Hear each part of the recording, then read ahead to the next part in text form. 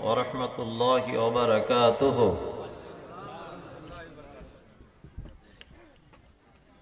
الحمد لله رب العالمين الرحمن الرحيم مالك يوم الدين إياك نعبد وإياك نستعين اهدنا الصراط المستقيم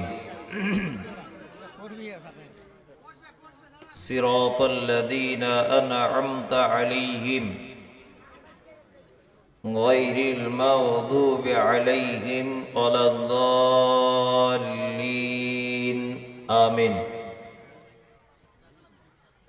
ربنا آتنا في الدنيا حسنة وفي الآخرة حسنة وقنا عذاب النار آمين.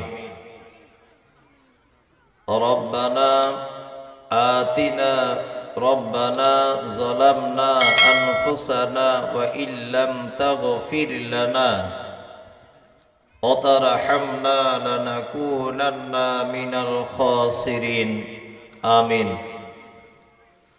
اللهم صل على محمد وعلى آل محمد كما صليت على إبراهيم وعلى آل إبراهيم إنك حميد مجيد.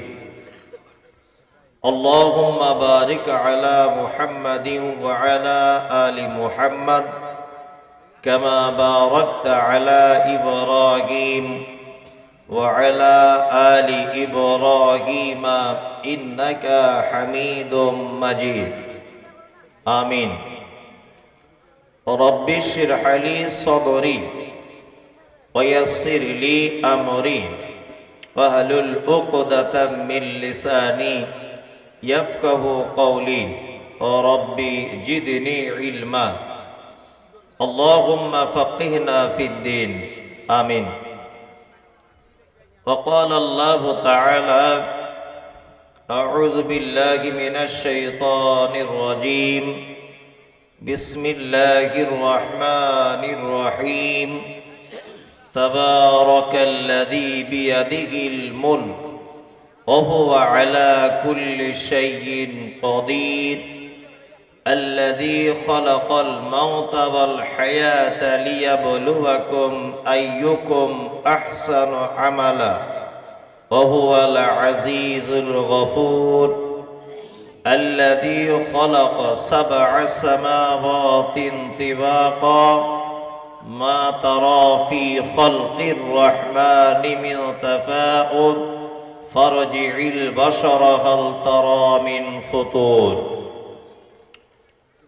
আজকের জলসার সুযোগ্য নির্বাচিত যোগ্যতম সভাপতি, উপস্থিত আমন্ত্রিত ওলামায়ে কেরাম, বিজ্ঞাপিত অবিজ্ঞাপিত আজকের জলসার অতিথিবৃন্দ, শ্রোতা হিসাবে যারা এসেছেন, চলে গেছেন, আসছেন, নারী পুরুষ আবাল বৃদ্ধ বনিতা নির্বিশেষে সকলকে জানাচ্ছি আন্তরিক শুভেচ্ছা, ভালোবাসা, প্রেম, মোবারকবাদ, ধন্যবাদ, সাধুবাদ, স্নেহাশিস যথাক্রমে শ্রেণীগতভাবে।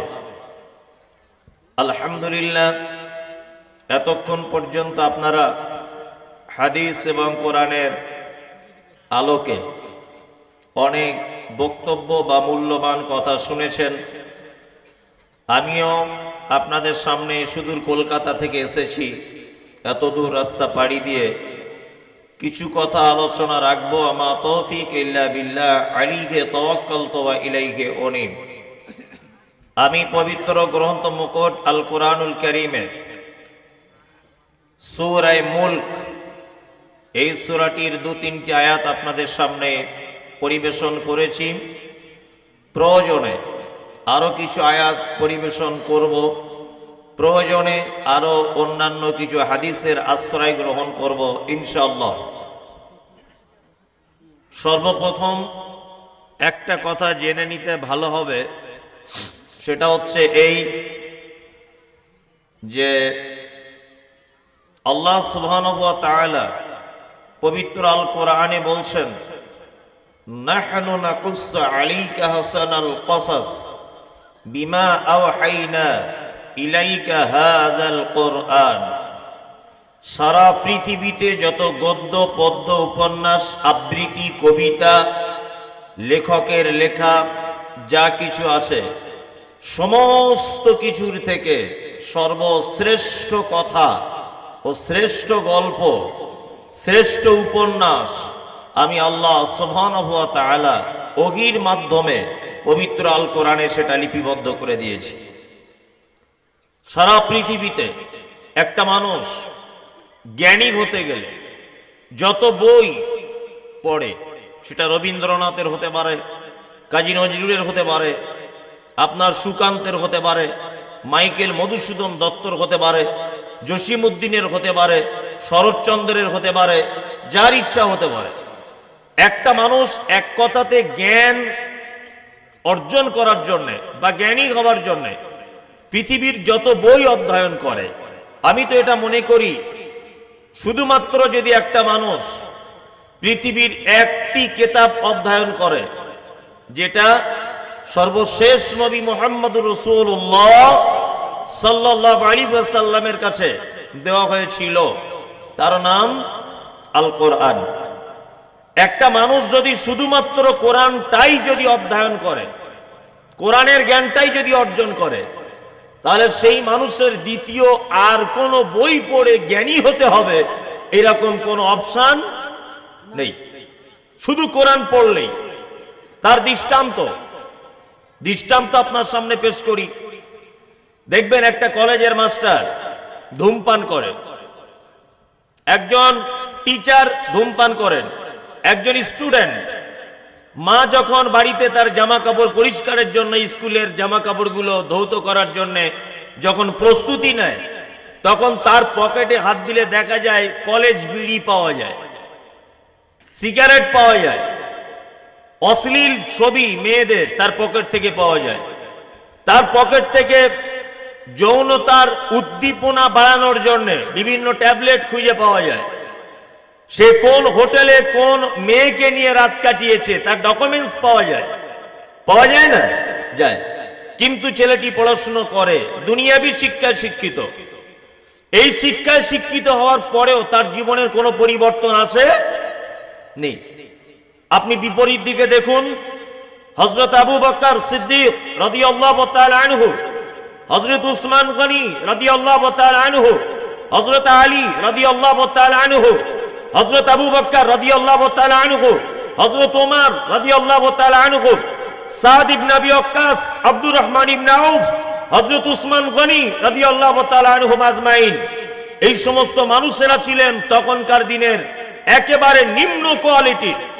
তার জ্বলন্ত প্রমাণ আল্লাহ নবী সাল্লাল্লাহু আলাইহি ওয়াসাল্লাম তিনি বলছেন যে হযরত ওমর যে রাস্তা দিয়ে চলে, এই রাস্তা দিয়ে ইবলিস শয়তান পর্যন্ত চলে না। এত ভয়ঙ্কর ওমর এত ভয়ঙ্কর, তলোয়ার নিয়ে ঘুরে ঘুরে বেড়াচ্ছেন, মুহাম্মদকে যেখানে পাবো ধরে জবাই করে দিব, তার গর্দান উড়িয়ে দিব। এই হযরত ওমরের মতো একদম নিচের তলার মানুষগুলি পবিত্র আল কোরআনের সংস্পর্শে এসে সারা পৃথিবীর ইতিহাসে তারা হয়ে গেল আশ্চর্য জান্নাতি মানুষ রূপে তারা গড়ে উঠল। তার প্রমাণ মুহাম্মদ সাল্লাল্লাহু আলাইহি ওয়াসাল্লাম 10 জন জান্নাতি সাহাবীর নাম বলেছেন, তার ভিতরে আছেন আবু বকর, ওমর, উসমান, আলী। এই সমস্ত মানুষগুলি পবিত্র আল কোরআনের সংস্পর্শে এসেই তারা হয়ে গেল জান্নাতের মানুষ। আল্লাহু আকবার। ওই জন্য আমি বলি যে কোরআন বেশি বেশি করে তেলাওয়াত করুন। আমার ডান পাশে যিনি বসে আছেন ইনি একজন খুব ভাগ্যবান পিতা। আমি ওনাকে যদিও চিনি না, তা ওনার ছেলের সঙ্গে আমার মদিনা ইউনিভার্সিটিতে দেখা হয়েছিল এবছরই।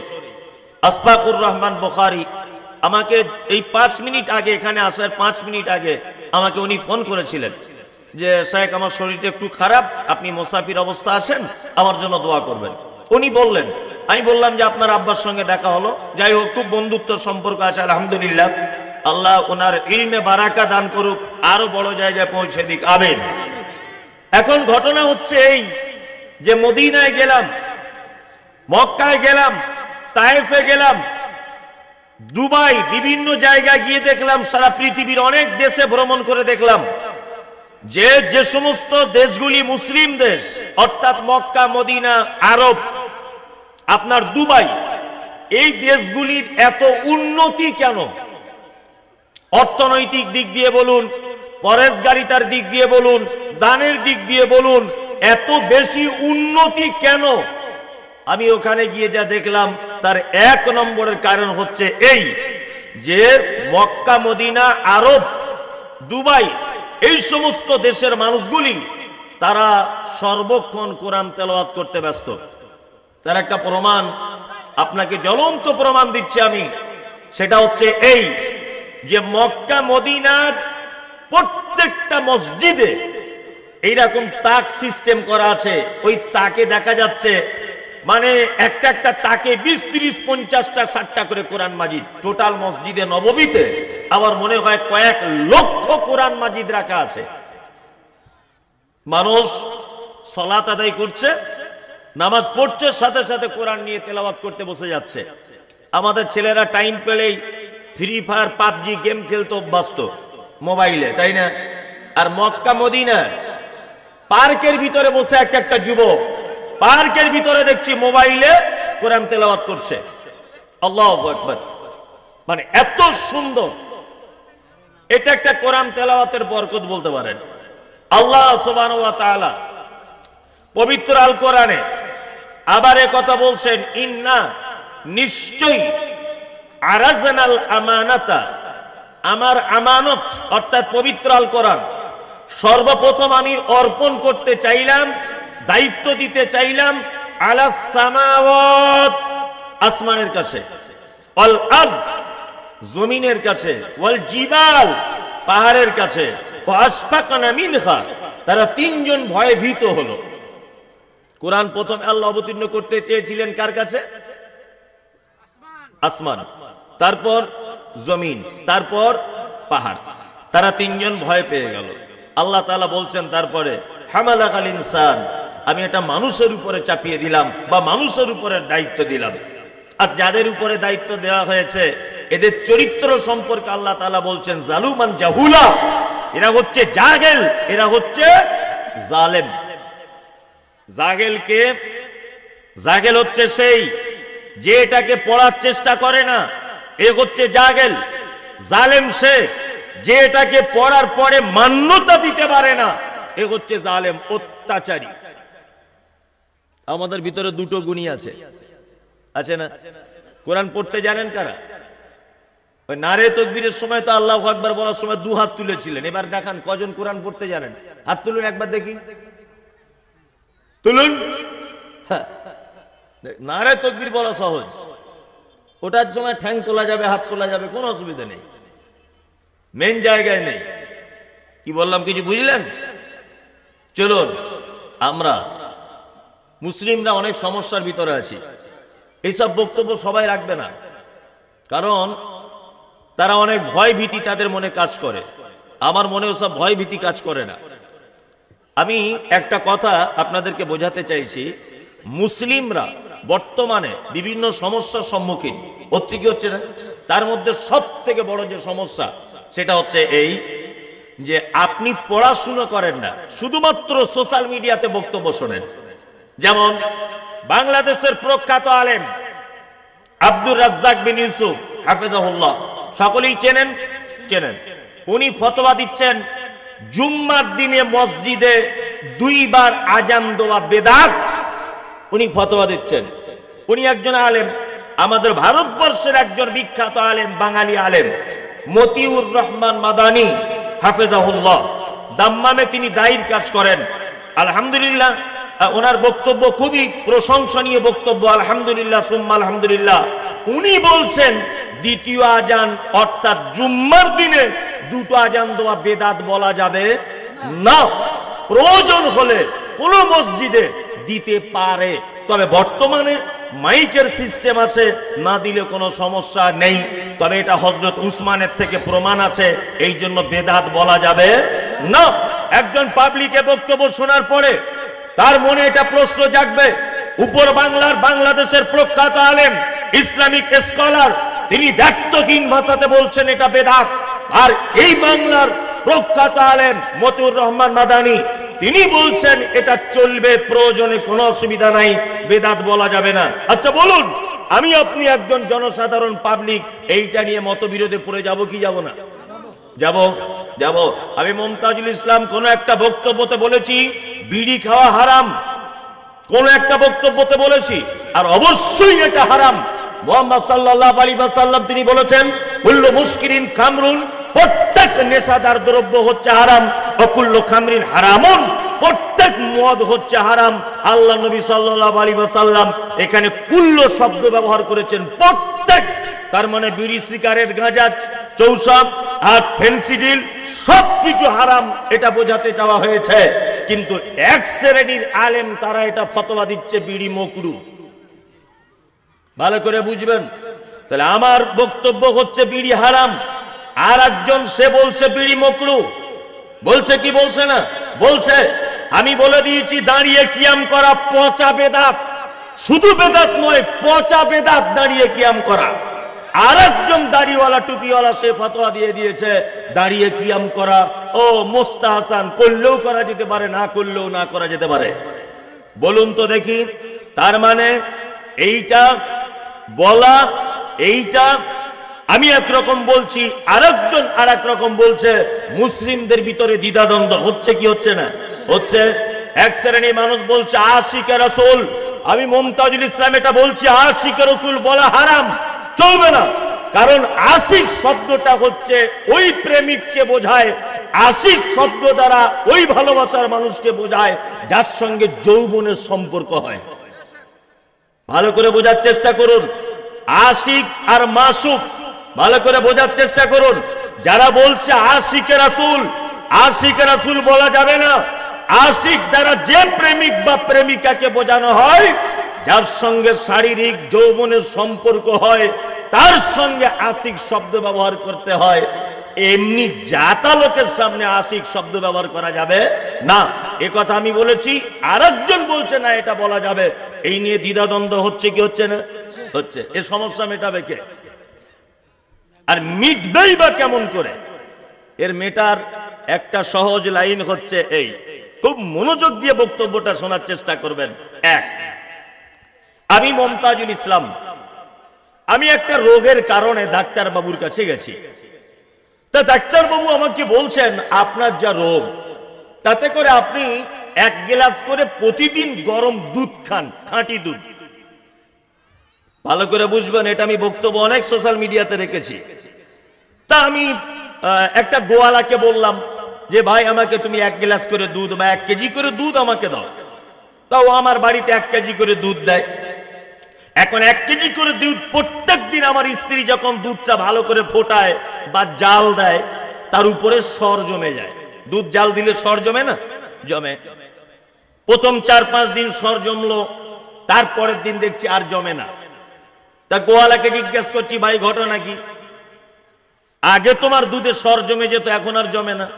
গোয়ালা তখন বলছে 60 টাকা দুধ বেচে কি আর লাভ হয়? 40 টাকা খোলের কেজি। ওই জন্য প্রথমে আপনার কাস্টমার হিসেবে ধরার জন্য খাঁটি দুধ দিয়েছি। কাস্টমার ধরা হয়ে গেছে, এখন অর্ধেক কেজি পানি দিই, অর্ধেক কেজি দুধ দিই। ভালো করে বুঝুন। আমার স্ত্রী তখন বলছে তাহলে এর দুধ আর নিও না। আমি মাদার ডেয়ারি কিনতে গেলাম। মাদার ডেয়ারির প্যাকেটের উপরে লেখা আছে 100% খাঁটি। আমার মনে সন্দেহ হলো, কোন কোম্পানি যখন খাঁটি লেখে তখন বুঝে দিতে হবে যে ওতে ভেজাল হওয়ার সম্ভাবনা আছে, আর না হলে অন্য কোম্পানিতেও ভেজাল হয়েছে, তাই না? এরকম কোন একটা সম্ভাবনা থাকে। তা আমি ওতেও আর কি মনস্থির হলাম না যে না, এ দুধ আর খাবো না। রেড কাউ কোম্পানির কাছে গেলাম। রেড কাউ কোম্পানির একই সিস্টেম। আমার এই খাঁটি দুধ খুঁজতে আমার টাইম হয়ে চলে গেল 1 মাস। পয়সাও খরচা হয়ে গেল প্রায় 6-7 হাজার, শুধু দুধ খুঁজতে খুঁজতে খাঁটি পেলাম না। আমি মুমতাজুল ইসলাম কত বড় বোকা। খাঁটি দুধের সন্ধানে, খাঁটি দুধের সন্ধানে 5,000 6,000 টাকা নষ্ট করে দিলাম। যদি আমি মনে করি আর 2,000 টাকা দিয়ে একটা দেশি গাই গরু যদি কিনতাম, আচ্ছা বলুন তো খাঁটি দুধ পেতাম কি পেতাম না? সবাই বলুন পেতাম, পেতাম। তাহলে আমরা এত বড় বোকা, আমরা শুধুমাত্র খাঁটি দুধ খেতে রাজি সবাই, কিন্তু বাড়িতে গাই পুষতে কেউ রাজি না, তাই না? তার মানে অন্যজনের দুধ কিনলে ভেজাল হবে, এটা আপনাকে বুঝে নিতে হবে। তা আমরা এত বড় বোকা মুসলমান, আমরা সঠিক ইসলাম খুঁজছি, সবাই সঠিকটা যাচাই বাছাই করছি, কিন্তু আমরা একটাও কোরআন মাজিদের বাংলা কিনতে রাজি নয়, একটাও বুখারী মুসলিম আবু দাউদ নাসাই তিরমিজি ইবনে মাজাহ দারকুতনি কোন হাদিস এটা কিনতে আমরা রাজি নাই, আমরা বই পড়তে রাজি নাই। বড় আফসোস, বড় বেদনা, বড় দুঃখ এটা। একটা একটা জলসাতে সমীক্ষা করলে দেখা যাবে 50 কুইন্টাল করে জিলাপি বিক্রি হয়, 30 কুইন্টাল করে বাদাম বিক্রি হয়, কিন্তু একটা সমীক্ষা করলে দেখা যাবে যে জলসাতে বইয়ের দোকানগুলো বসে 10 ঘন্টা বইয়ের দোকানদারি করার পরেও একটা বাংলা কোরআন বিক্রি হয় না। এ জাতি কোশ্চিন কালেও পরিত্রাণ পায়? কোশ্চিন কালেও পরিত্রাণ পাবে না।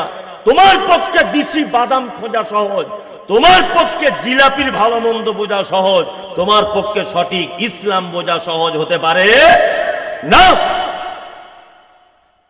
জলসা শুনতেছে যে 2 কেজি বাদাম কিনে নিয়ে বাড়ি যাচ্ছে, কেন বাদাম জীবনে খাওনি?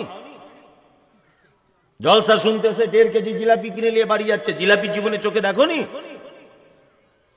কই একটা বাংলা কোরআন কিনে নিয়ে যেতে পারছো না, যে বাড়িতে গিয়ে একবার পড়ে দেখবো আল্লাহ কি বলেছে, নবী কি বলেছে?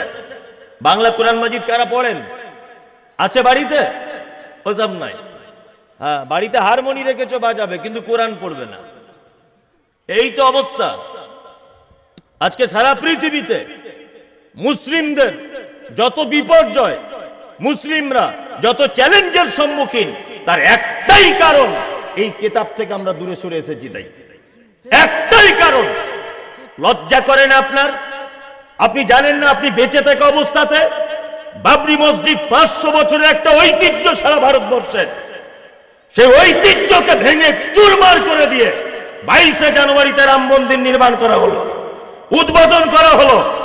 তার মানে আজকে নিচে থেকে উপর পর্যন্ত জেনে গেছে সারা পৃথিবী যে এরা সেই মুসলমান নেই, এরা আবু বকরের মতো নয়, এরা ওমরের মতো নয়, এরা উসমানের মতো নয়, এরা শুধুমাত্র গরুর গোশত খাওয়া মুসলমান। যারা জেনে গেছে এটা, এই জন্য এদের সুবিধা হয়েছে বাবরি মসজিদ ভেঙে দেওয়ার। আবার সোশ্যাল মিডিয়াতে দেখতে পাচ্ছি আবার আপনার তাজমহলটাকে অ্যাটাক করার চিন্তা ভাবনা করছে। সব একটা একটা করে সব হাতছাড়া হয়ে যাবে।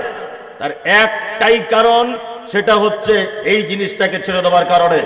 আল্লাহ মুহাম্মদ সাল্লাল্লাহু আলাইহি ওয়াসাল্লাম তিনি বলেন, তারাকতু ফি আমরাইন, তারাকতু ফিকুম আমরাইন লাম তাযিল্লু মা তামাসসাকতুম বিহিমা কিতাবুল্লাহি ওয়া সুন্নাতে রাসূল।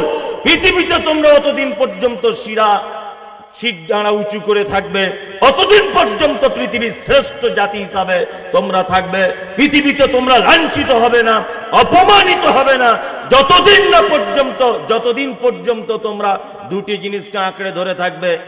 এক, কিতাবুল্লাহ, আল্লাহর কিতাব। দুই, সুন্নতে নববী। এই দুইটা জিনিস যতক্ষণ পর্যন্ত তোমরা নিজের বুকে ধারণ করবে, ততক্ষণ তোমরা পথভ্রষ্ট হবে না। এই দুটো ছেড়ে দিলেই সারা পৃথিবী তোমাদের কাছ থেকে আস্তে আস্তে করে চলে যাবে। তার বাস্তব প্রমাণ, বাস্তব প্রমাণ নয়, বাস্তব। ওই জন্য বিনীত অনুরোধ, সব জায়গাতে জলসা করতে যাচ্ছি, গোলাম মোস্তফা ভাই হয়তো আবার রাগ করতে পারেন না, হাবিব মোস্তফা, তাই তো? উনি হয়তো মনে মনে রাগ করবেন যে আপনাকে এনে বিপদ হলো। খুব ভালো মানুষ, আমাকে খুব ভালোবাসেন, আলহামদুলিল্লাহ। ওনার জন্য দোয়া থাকলো, আল্লাহ ওনাকে ক্ষমা করে দিক, আমিন। যে কথা বলছিলাম সেটা হচ্ছে, এই সব জায়গাতে যাচ্ছি আর বলছে মাদ্রাসার উন্নতি কল্পে জলসা, সব জায়গাতে বলছে মসজিদের উন্নতি কল্পে জলসা, সব জায়গাতে বলছে কবরস্থানের উন্নতি কল্পে জলসা, কোথাও আবার বলছে ঈদগাহের উন্নতি কল্পে জলসা, কোথাও আবার বলছে কিছুই যখন খুঁজে পায় না তখন বলছে ইমানের উন্নতি কল্পে জলসা। খুঁজে পায় না তো কি করবে? জলসা তো একটা করতে হবে। ভালো করে বুঝবেন, সব কিছুর উন্নতি হয়েছে, কিন্তু এটা বড় লজ্জার বিষয়, খুব আফসোস। যে মুসলিম গ্রামে গ্রামে একটা উন্নত মানের মক্তব তৈরি করা হয়নি, যেখানে বাধ্যতামূলক দিনের জ্ঞান অর্জন করা ফরজ, এরকম ছেলেমেয়েরা সঠিকভাবে শুদ্ধভাবে কোরআন তেলাওয়াত করবে, এইটা এখনো পর্যন্ত আমরা গড়ে তুলতে পারিনি। পেরেছি? কি হবে? কি হবে মসজিদে মার্বেল পাথর লাগিয়ে? মসজিদের মার্বেল পাথরে নামাজ পড়লে নাকি বেশি, আর মাটির মসজিদে পড়লে বেশি না কম? কিছু ব্যাপার আছে না? কি হবে এত মসজিদ মাদ্রাসায় যদি আপনার ছেলে কোরআনটাই যদি শিক্ষা না পারে? আফসোস, এটা সত্যি, এটা আফসোস। ওই জন্য আমি বলবো, হাবিব মোস্তফা ভাই, আরো যে সমস্ত ভাইয়েরা আছেন, এইসব ভাইয়েরা আছেন, গ্রামে মসজিদ আরো 5 বছর পরে হোক, আপাতত নামাজ পড়ান। গ্রামের এমার্জেন্সি হচ্ছে একটা উন্নত মানের মক্তব তৈরি করুন, যেখান থেকে ছেলেরা কোরআন তেলাওয়াত শিখবে। কি বললাম বুঝলেন? যেখান থেকে ছেলেরা সঠিক পদ্ধতিতে শুদ্ধভাবে কোরআন তেলাওয়াত শিখবে। ইমাম সাহেবের বেতন আছে 15,000, আরো 10,000 বাড়িয়ে দিয়ে বলুন আপনার ডিউটি আরো 4 ঘন্টা বাড়িয়ে দেওয়া হলো, আমাদের গ্রামের ছেলে মেয়েদের সঠিকভাবে কোরআনটা শিখিয়ে দেন। যত রকমের বরকত আপনি খুঁজছেন সারা পৃথিবীতে, সমস্ত বরকত এর তেলাওয়াতের ভিতরে ভরা আছে। কি বললাম বুঝলেন? আমি অবাক হয়ে যাই। ডাক্তার জাকির নায়েক, নাম শুনেছেন? নাম শুনেছেন? আমি কালকে রাত্রের একটা বক্তব্য শুনলাম ওনার, শুনে আমি আল্লাহর কসম, এটা গোপন কথা বলতে নেই তবুও বললাম, মিনিমাম আধ ঘন্টা আমার চোখ দিয়ে পানি পড়েছে। আধ ঘন্টা বহরমপুরে শুয়ে শুয়ে, মানে এমনিতে পানি চলে আসছে চোখে। একজন জিজ্ঞাসা করছেন ওনাকে যে আপনি এইখানে এলেন কি করে, এত দূর পর্যন্ত পৌঁছালেন কি করে ছোটবেলা থেকে? তা উনি তখন বলতে বলতে নিজেও তিনি কাঁদছেন। তিনি বলছেন যে আমি, আমার আব্বার 4 বেটা বেটি, 3 বোন, ওনারা 2 ভাই। ডাক্তার জাকির নায়েক, ছোটবেলা থেকে ডাক্তার জাকির নায়েক ছিলেন তোতলা। উনি এইভাবে দেখাচ্ছেন, কেউ যদি আমাকে জিজ্ঞাসা করতো তোমার নাম কি, বলছে জাকির, একদম এইভাবে উনি বলছেন। এইভাবে আমি বলতাম। আমি যখন কলেজে যেতাম পড়াশুনো করতে, মুম্বাইয়ের কোন একটা কলেজে, তা ক্লাসের আমার যারা মেয়ে স্টুডেন্ট বা ছেলে স্টুডেন্ট যারা, তারা আমাকে দেখে হাসতো, উপহাস করত, আমাকে দেখে ঠাট্টা বিদ্রুপ করত। যদিও আমার মেয়েদের সঙ্গে আলাপ ছিল না, ওদের সঙ্গে আমি কথা বলতাম না আল্লাহকে ভয় করার কারণে। ছেলে বন্ধুদের সঙ্গে যখন কথা বলতাম তখন আমার গাল এরকম ভাবে ধরে জামা টেনে বলতো, জাকির তুই তোতলাই থেকে যাবি, তোর জন্য, তোর পক্ষে আর কিছু সম্ভব হবে না। উনি আস্তে আস্তে আস্তে আস্তে ইসলামিক ব্যাপারে চলে এলেন। আহমদ দিদার, ওনার আব্বার একজন বন্ধু ছিলেন আহমদ দিদার, উনি ইসলামিক স্কলার ছিলেন। উনি আফ্রিকাতে গেলেন একদিন আহমদ দিদারের সঙ্গে দেখা করতে। আহমদ দিদার ওনাকে 30টা ভিডিওর ক্যাসেট দিলেন। 30টা ভিডিওর ক্যাসেট ডাক্তার জাকির নায়েক বলছেন আমি বাড়ি নিয়ে চলে এলাম। এই 30টা ভিডিওর ক্যাসেট টোটালটাই আমি মুখস্থ করে নিলাম। নিয়ে আমার মনে ইসলামিক ব্যাপারে চিন্তা ভাবনা শুরু হলো। আমি আস্তে আস্তে আস্তে আস্তে করে কোরআন তেলাওয়াত করতে শুরু করলাম। কোরআন তেলাওয়াত করলাম। আল্লাহর কসম ডাক্তার জাকির নায়েক বলছেন যে আমি মানুষের সঙ্গে যখন কথা বলি তখন আমি তোতলা হয়ে যাই, কিন্তু আমি নিজে চোখে এটা দেখেছি, এটা আমার অভিজ্ঞতা। আমি যখন আল্লাহর কালাম তেলাওয়াত করেছি আমার জবানে একটাও তোতলা ভাব আসতো না, একটাও। ওনার বক্তব্য এটা, না নিজের কানের বক্তব্য শোনা আমার। উনি আবার বলছেন যে আমি যখন এমনি কথা বলতাম তখন আমার ঠোঁট, আমার জবানে তোতলা ভাব থাকতো, কিন্তু আমি যখন দাওয়ার কাজ করতাম, মানুষকে যখন আল্লাহর দিকে দাওয়াত দিতে যেতাম, স্কুলে বন্ধু বান্ধবদের সঙ্গে যখন আল্লাহর পরিচয় ঘটাতাম, তার যখন নবী সম্পর্কে ধারণা করতাম, ধারণা তার মনে ঢোকাতাম, আমি যখন ইসলাম এবং অইসলামিক বইপত্র পড়ে তাদেরকে শোনাতাম, আমার মনে কখনো আমার জবানের জড়তা আসতো না। কিন্তু আমি দুনিয়াবি কোনো কথাবার্তা যখনই বলতে গেছি, এটা আমার জীবনের এক আশ্চর্য পয়েন্ট, সেটা হচ্ছে আমার মনে, আমার জবানে জড়তা আসতো। কিন্তু আমি যখন দিনের কথা বলতাম, কোরআন যখন তেলাওয়াত করতাম, আমার মনে জড়তা, আমার ঠোঁটে জড়তা আসতো না। আল্লাহু আকবার। আমি বুঝতে পেরেছি যে কোরআন তেলাওয়াত করার মাধ্যমে পৃথিবীর সব কিছু সম্ভব। এর থেকে যদি আপনি দূরে থাকেন তাহলে সব হাতছাড়া হয়ে যাবে, বরবাদ হয়ে যাবে। কোরআন মাজিদটা দেখি। আমি পবিত্র আল কোরআনের সূরা মুলক আপনাদের সামনে তেলাওয়াত করেছি। সেই সূরা মুলকের বাংলাটা শুধু বলে দেব, একবারই বার হয়ে গেল। আল্লাহু আকবার। সূরা মুলক আপনাদের সামনে তেলাওয়াত করে শোনাবো, আর কোরআনের একটা একটা করে অনুবাদ করে শোনাবো। কোরআন শুনতে রাজি আছেন? আপনারা আমার সঙ্গে শেষ পর্যন্ত আছেন তো ইনশাআল্লাহ? এখনো আমি বক্তব্যর কিছুই দিইনি, এবার একটা একটা করে শুরু করছি, আপনি শুনতে থাকুন। এক, আল্লাহ সুবহানাহু ওয়া তাআলা পবিত্র আল কোরআনে 30টি আয়াত, মেয়েরা যারা আছেন ভালো করে শুনুন, এই উকুন দেখা গল্প করা বাদ দিয়ে দেন, চুপচাপ এই দিকে ফিরে তাকান আমার দিকে, যেটা বলছি আমল করার চেষ্টা করুন। পবিত্র আল কোরআনে 30টি আয়াত বিশিষ্ট একটি সূরা আছে, তার নাম সূরায়ে মুলক। আল্লাহ নবী সাল্লাল্লাহু আলাইহি ওয়াসাল্লাম তিনি বলছেন, কোন মানুষ যদি এই সূরাটি যদি প্রতিনিয়ত যদি তেলাওয়াত করে, তাহলে সেই ব্যক্তি কবরের আযাব থেকে রেহাই পাবে। 2, এই 30টি আয়াত বিশিষ্ট একটি সূরা, সূরা মুলক যদি কেউ তেলাওয়াত যদি করে, তাহলে এই সূরা মুলক নিজে কিয়ামতের দিন আল্লাহর সঙ্গে তর্ক বিতর্কে বা কথোপকথনে ব্যস্ত হয়ে বলবে যে আল্লাহ, আমাকে যে তেলাওয়াত করেছে তাকে যতক্ষণ না পর্যন্ত তুমি জান্নাত পর্যন্ত পৌঁছে না দিবে, ততক্ষণ আল্লাহ আমি তোমার পিছন ছাড়বো না। সূরা মুলক নিজে ইনশাআল্লাহ আমরা তেলাওয়াত করব। যারা কোরআন মাজিদ জানেন, প্রত্যেকদিন ফজরের পর, মাগরিবের পর, যখন আপনার টাইম হবে সূরা মুলক তেলাওয়াত করার চেষ্টা করবেন। তাবারাকাল্লাযী বিয়াদিহিল মুলক। আল্লাহ সুবহানাহু ওয়া তাআলা এই সূরার ভিতরে কি বলছেন? বিসমিল্লাহির রহমানির রহিম। শুরু করছি সেই আল্লাহর নামে যিনি অতীব দয়ালু পরম করুণাময়। আল্লাহ তাআলা বলছেন, তাবারাকাল্লাযী বিয়াদিহিল মুলক। বরকতপূর্ণ ওই আল্লাহ যার হাতে আছে সারা পৃথিবীর ক্ষমতা বা রাজত্ব। সারা পৃথিবীর রাজত্বের মালিক কে? সারা পৃথিবীর ক্ষমতার মালিক আল্লাহ, তাই না? বাড়িতে বসে আছি, হঠাৎ করে মাইকিং করা হচ্ছে কি, আপনাদের এখানে আমফান ঝড় হয়েছিল? আপনাদের এখানে হয়নি, শুনেছেন? আপনাদের এখানে হয়নি, বা আমার যত ঝড় আল্লাহর পক্ষ থেকে হয় সব হাওড়া, হুগলি আর 2-24 পরগনার উপর দিয়ে সুন্দরবনে ঢুকে যায়। কি বললাম বুঝলেন? হ্যাঁ, এতেও একটা আল্লাহর রহমত, আল্লাহর দয়া। কেন? আল্লাহ সুবহানাহু ওয়া তাআলা ঝড়টা যদি এইদিকে করে দেন, তাহলে এইদিকে কোনো জঙ্গল নেই, ঝড় এসে ডাইরেক্ট দিনাজপুরের ঘর বাড়িগুলো সব উল্টিয়ে ফেলে দিবে। ওই জন্য 24 পরগনার অল্প মানুষের ক্ষতি করে দিয়ে সুন্দরবনে ঢুকে যায় ঝড়, তাই না? তাই ঝড় আমফান যখন হয়, আমি নিজে দেখেছি, একটা একটা আম গাছ 2 জন করে এরকম ভাবে ধরা যাবে না, বাগানের এত বড় বড় আম গাছ, সেই আম গাছের শিকড় সহ উপড়িয়ে 20 ফুট দূরে গিয়ে ফেলে দিয়েছে। আমার নিজে চোখে দেখা। আমার বাড়িতে একটা মুদিখানার দোকান ছিল, এখন আর নেই, ওটা আমার আব্বা চালাতো। মুদিখানার দোকানে লোহা দিয়ে, ওই অ্যাজবেস্টার না কি বলে, ওইটা চাল করা ছিল, ইট দিয়ে চাপান দেওয়া ছিল, লোহা ঝালাই করা লোহা।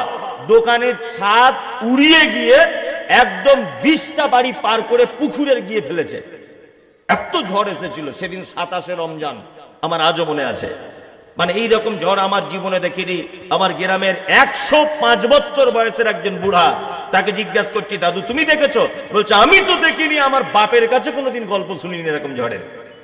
আমফান ঝড়, প্রায় 23 দিন আমাদের এলাকায় কোনো কারেন্ট ছিল না, 23 দিন, এত আজাব। তা আজাব যখন ঝড়, আলিপুর আবহাওয়া দপ্তর থেকে যখন ঘোষণা হচ্ছে যে অমুক তারিখে ঝড়টা আসবার সম্ভব না, তখন আমাদের বিডিও অফিস থেকে অটোয়ে করে, মাইকে করে প্রচার করছে, যাদের বাড়িতে গৃহপালিত পশু আছে আপনারা তাদের গলায় দড়ি দিয়ে রাখবেন না, তাদেরকে উন্মুক্ত ভাবে ছেড়ে দিবেন।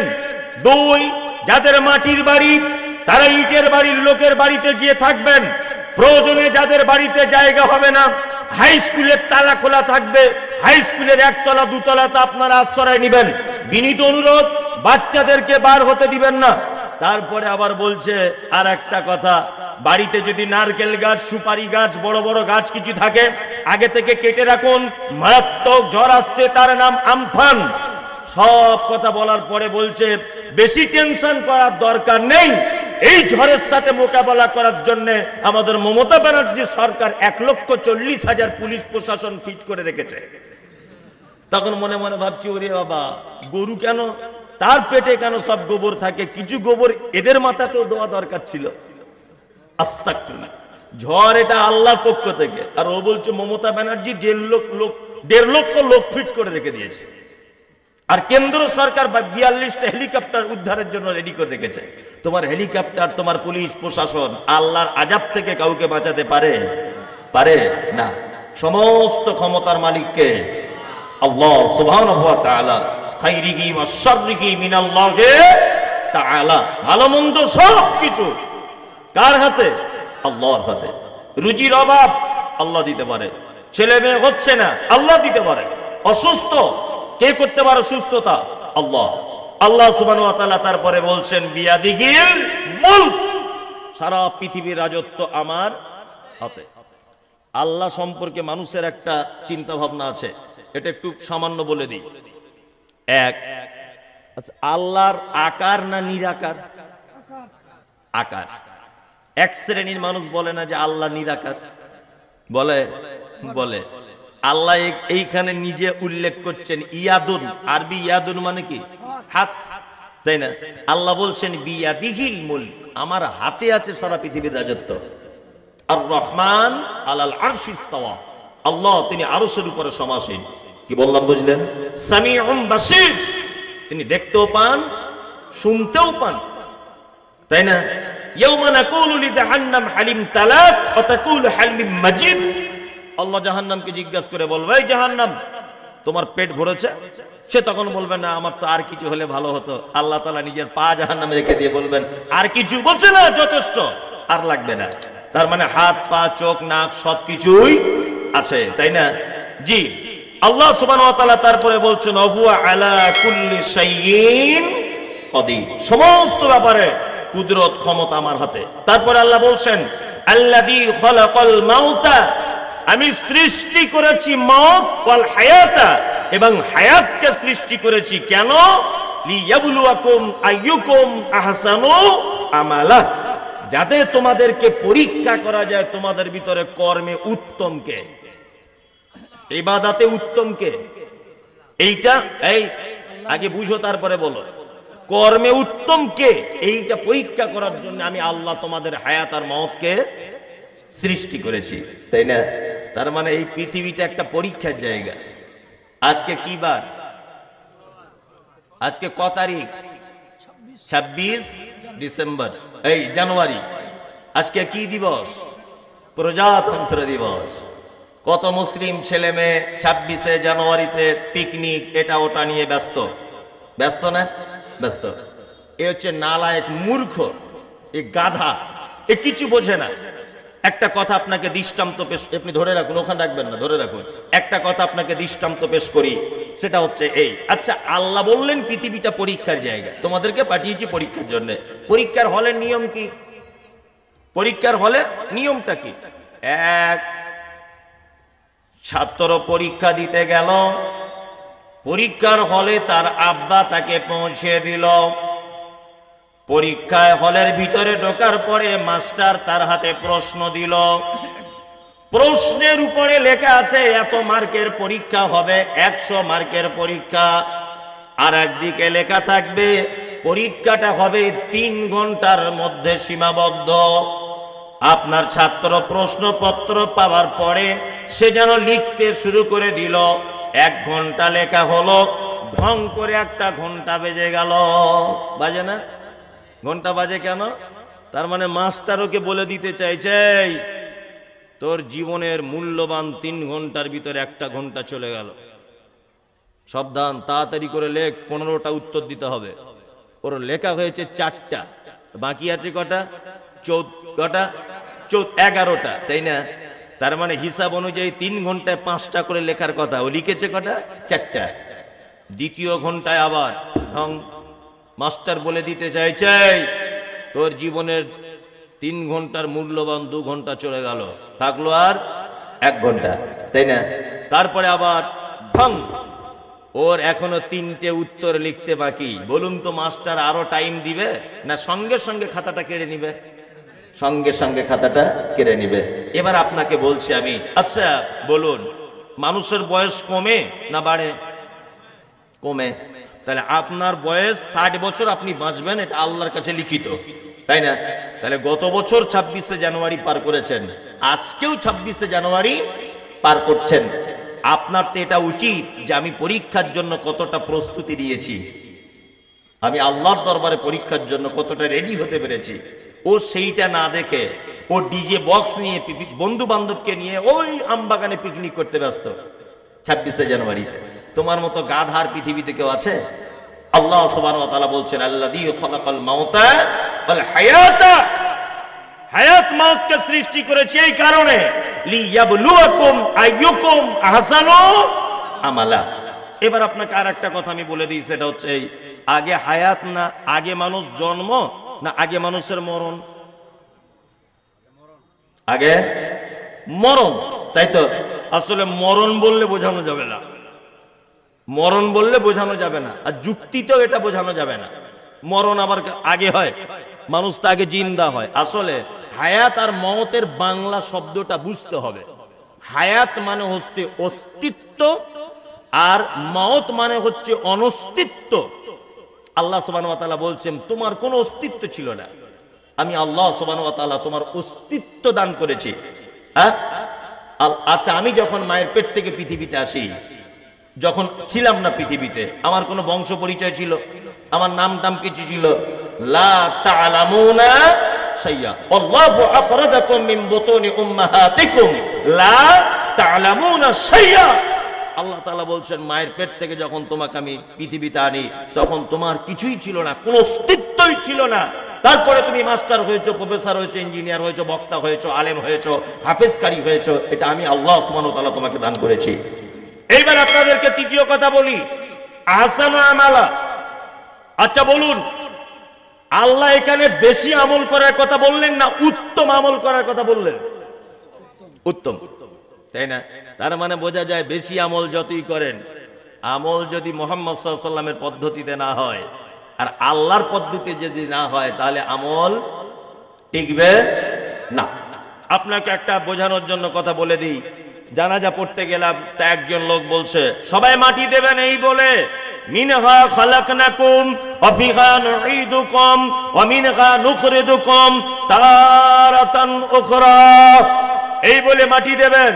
আমি তারপরে আবার বলে দিয়েছি কেউ এই বলে মাটি দেবেন না, বিসমিল্লাহ বলে দেবেন।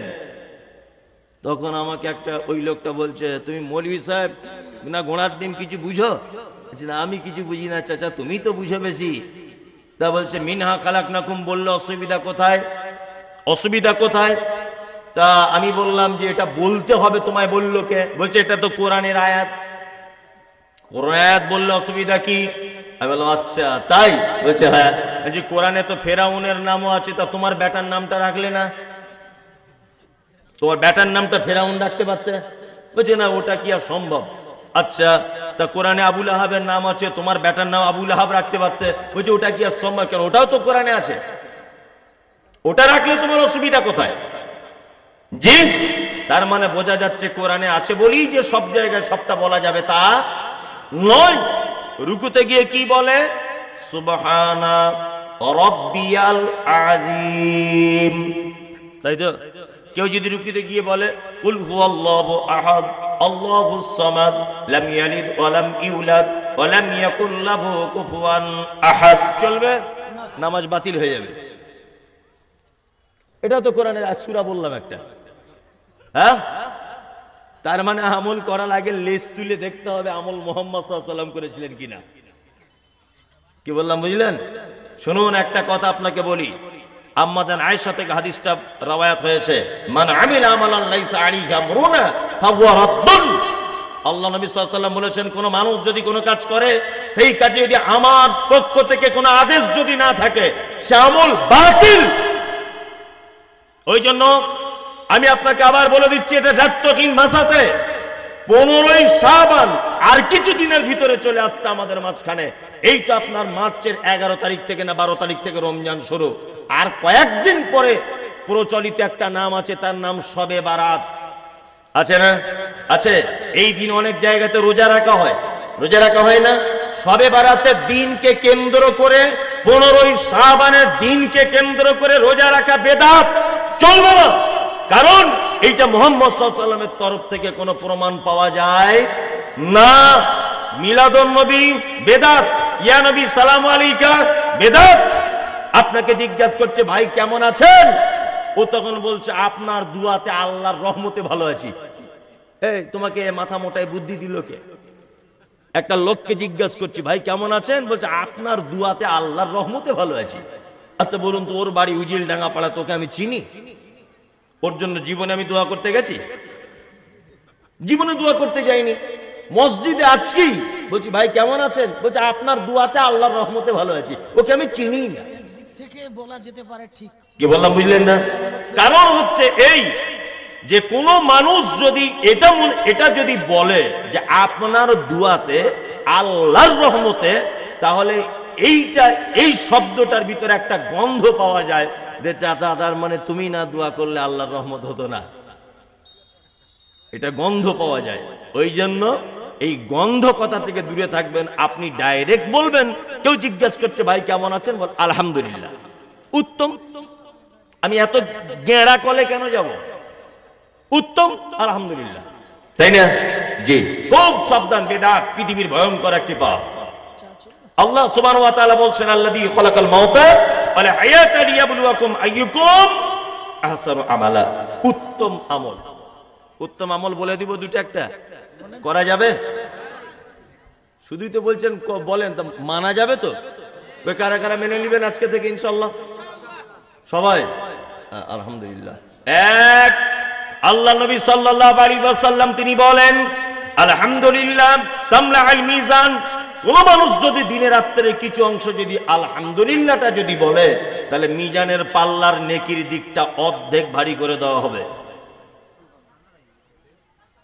সুবহানাল্লাহ বলার অভ্যাস নেই তো, দেখে বোঝা যাচ্ছে এত, তাই না? সুবহানাল্লাহ বলার অভ্যাস আছে আপনাদের? হ্যাঁ, বলার অভ্যাস নেই। এটা বাংলাদেশের প্যান্ডেল হলে প্যান্ডেল ফেটে উপরের দিক চলে যেত। দেখছে না শুধু জিকিরের ঢং কেমন বাঁশের উপর উঠে পড়ছে। আশ্চর্য ব্যাপার। আল্লাহু আকবার।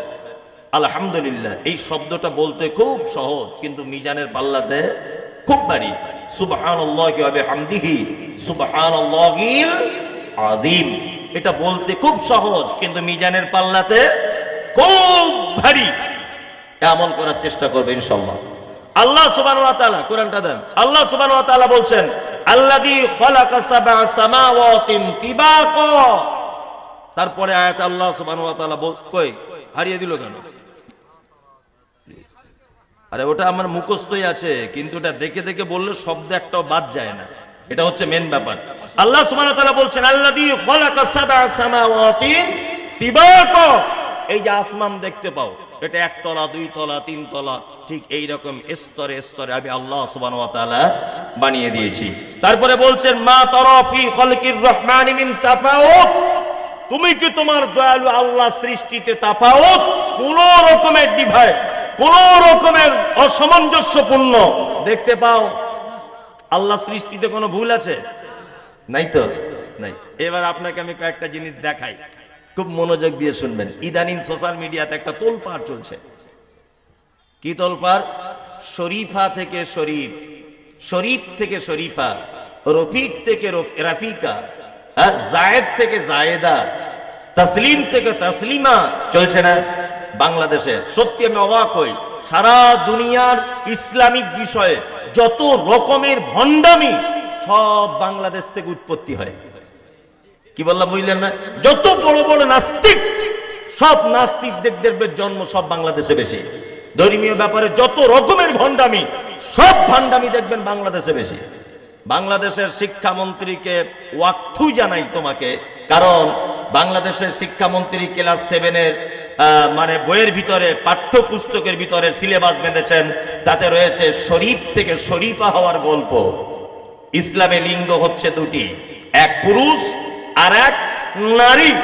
এরই মাঝখান থেকে আর একটা তৃতীয় লিঙ্গ হচ্ছে আমরা যাকে বলি হিজরা, বলি না?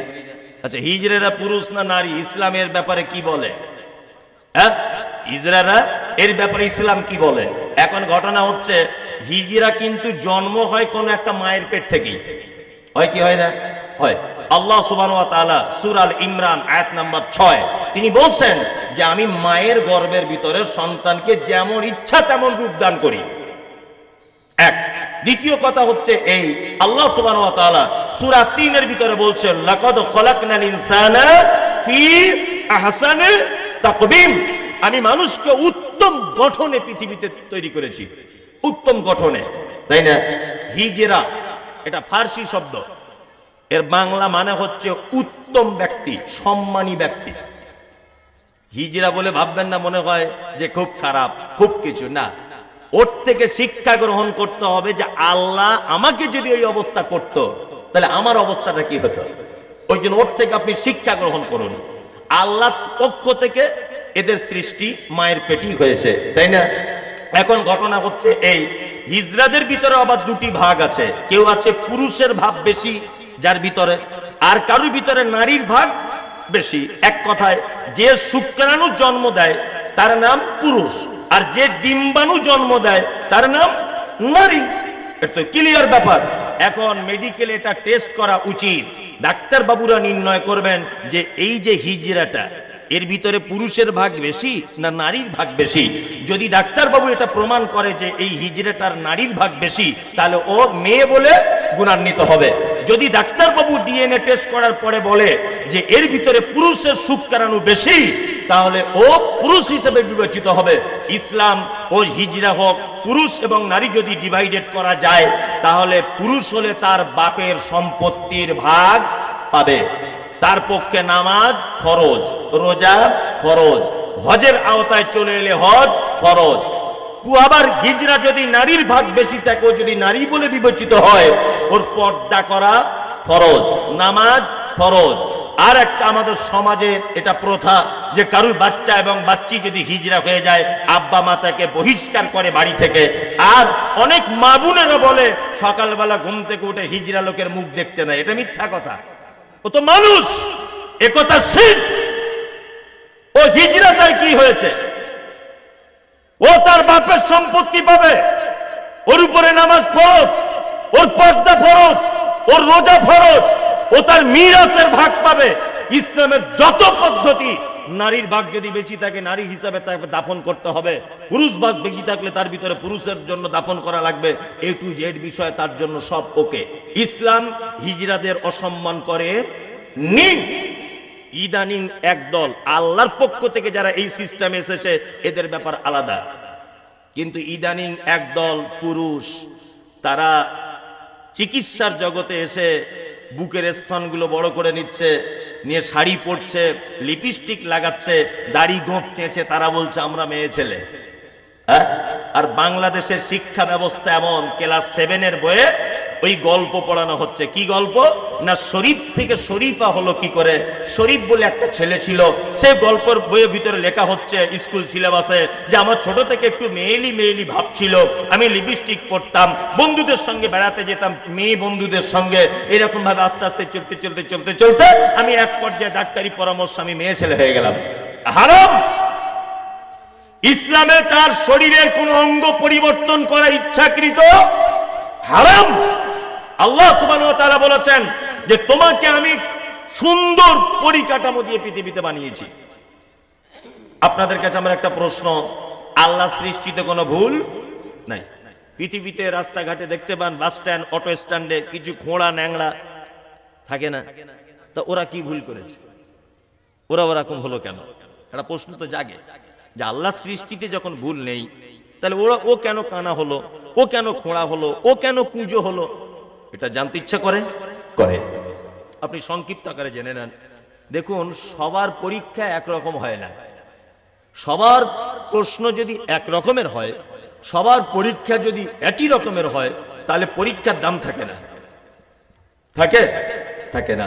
ক্লাস 7 যে প্রশ্ন, মাধ্যমিকের একই প্রশ্ন না আলাদা? আলাদা, তাই না? তার মানে পরীক্ষার কোয়ালিটি আলাদা আলাদা। তা পৃথিবীতে আল্লাহ তাআলা আমাদের পাঠিয়েছেন কিসের জন্য? পরীক্ষা করার জন্য, তাই না? আল্লাহ সুবহানাহু ওয়া তাআলা যাকে বিকলাঙ্গ করেছে তাকে পরীক্ষায় ফেলেছে, তার বাপকে পরীক্ষায় ফেলেছে, আর সুস্থ মানুষ তাকে দেখে আল্লাহকে চিনবে এই ব্যবস্থাটা করেছে। যে তুমি অসুস্থ নয়, তুমি সুস্থ, তুমি একজন খোঁড়া মানুষকে দেখবে আর আল্লাহর প্রশংসা করবে, তাই না? আল্লাহ সুবহানাহু ওয়া তাআলা বলছেন কি, মা তারা ফি খালকির রহমানি মিন তাফাউত, তোমার রবের, তোমার রহমানের সৃষ্টির দিকে তুমি তাকিয়ে দেখো, একটাও কোন রকমের বৈচিত্র্য তুমি খুঁজে পাবে না, কোন ডিফারেন্স খুঁজে পাবে না। আল্লাহ বলছেন ফারজি ইল বাসার, তুমি আবার তাকাও, হাল তারা মিন ফুতুর, তোমার চোখ লজ্জিত হয়ে, অপমানিত হয়ে তোমার কাছে ফিরে আসবে। আল্লাহ তাআলা বলছেন সুম্মারজি ইল বাসার কাররাতাইনি ইয়ানকালিব, দ্বিতীয়বার তৃতীয়বার আবার দেখো, হা খাসিয়াম ওয়া হুয়া হাসিব, তোমার চোখ, তোমার দৃষ্টি আবার লজ্জিত হয়ে তোমার কাছে ফেরত আসবে। আল্লাহ সৃষ্টিতে কোনো ভুল আছে? নাই। আমি আশ্চর্য হয়ে যায় মাঝে সাঝে, আমাদের এখানে যে কুকুরগুলোকে দেখতে পাওয়া যায়, এই কুকুরগুলোর গায়ের লোম দেখবেন এত বড় বড়, এই আপনার এইটুকুটুকু, তাই না? কুকুরগুলোর গায়ের লোম এইটুকুটুকু। এই তো কাশ্মীরে থাকে। আচ্ছা, কাশ্মীরের কুকুরগুলো কেমন? আমাদের এখানকার মতো গায়ের লোম? না না, বলছি গায়ের পশম এইগুলো, না না, ওই কাশ্মীরের গুলো, ওখানকার ছাগলগুলোর গায়ের লোম আমাদের থেকে বড় না ছোট? আমাদের থেকে বড় বলছি। কেন? এটা কেন? সৃষ্টিতে ভুল নাই, ওগুলো কিছুই নয়, আপনি বুঝবেন না, আমি বুঝিয়ে দিচ্ছি। আল্লাহ যে বলছে আমার সৃষ্টিতে কোনো ভুল নাই, আছে না? আল্লাহ জানে পশ্চিম বাংলাতে বরফ পড়ে না, ওই জন্য এদের ছোট ছোট লোম দিলে এরা বেঁচে থাকবে, অসুবিধা নেই। ইনি বলছেন কাশ্মীরের ছাগল গরুদের গায়ের লোম বড় বড় এরকম, তাই না? কেন? আল্লাহ জানে যে ওখানে বরফ পড়ে, সবাই হিটার চালিয়ে, হোম হিটার চালিয়ে বাড়ির ভিতরে শুয়ে থাকবে। ছাগল গৃহপালিত পশু, এগুলো কি করবে? ছটফট ছটফট করে মারা যাবে, তাই না? এই জন্য আল্লাহ সুবহানাহু ওয়া তাআলা আগে থেকেই তাদের শরীরে কম্বল জড়িয়ে তবে সৃষ্টি করেছেন। আল্লাহু আকবার। আপনি অবাক হবেন, আল্লাহ সুবহানাহু ওয়া তাআলার সৃষ্টি একটা একটা করে যদি বলা যায় নিখুঁত ভাবে, অনেক টাইম লেগে যাবে। আপনাদের এলাকার মায়েরা, বাবা কারেন্ট মেরে দিচ্ছে মনে হচ্ছে, আপনাদের এলাকার মায়েরা, আপনাদের এলাকার ভাইয়েরা যারা আছে, আমাদের পশ্চিম বাংলার মানুষ যারা, আমাদের নাকগুলো দেখবেন উঁচুর দিকে, তাই না? চুলগুলো দেখবেন সাধারণ, কিন্তু যারা আপনার ওই নেপালে বসবাস করে, নেপালে তাদের নাকগুলো কেমন? একদম এইরকম ভোতরা, তাই না? হ্যাঁ, ছেলে মেয়ে সবাই। আচ্ছা বলুন তো, আমাদের এখানকার কোনো মেয়ের নাক যদি এরকম নেপালিদের মতো হয়, তা কেউ যদি বলে ওকে বিয়ে করবে, কেউ সহজে পছন্দ করবে? করবে না। আল্লাহ বলছেন আমার সৃষ্টিতে কোনো ভুল পাবি না। পশ্চিম বাংলার মাটিতে তোমাকে বানিয়েছি, এই জন্য তোমার অন্যান্য মানুষের নাকগুলো যেমন, তোমার নাকটা ঠিক তেমন। আর যাকে নেপালে বানিয়েছি, তাদের নারী পুরুষ সবার নাকগুলো চ্যাপ্টা করে দিয়েছি, যাতে বিয়ে শাদী করতে অসুবিধা না হয়। দক্ষিণ আফ্রিকায় যাদের বানিয়েছি, তাদের কালো কুচকুচে কালার করে দিয়েছি, আর ঠোঁটগুলো নারী পুরুষ সবার মোটা মোটা করে দিয়েছি। সবাই 6 ফুট 6.5 ফুট করে লম্বা, সেইরকম তাকড়া জওয়ান। নারীরাও যেমন পুরুষেরাও তেমন, কোন রকমের ডিভাইডেড তুমি খুঁজে পাবে না। আমার নাম হলো আল্লাহ। সারা পৃথিবীর মানুষ যদি তোমরা এক জায়গায় হয়ে যাও, আমার সৃষ্টির চুল পরিমাণ তুমি কোন রকমের ভুল দেখতে পাবে না।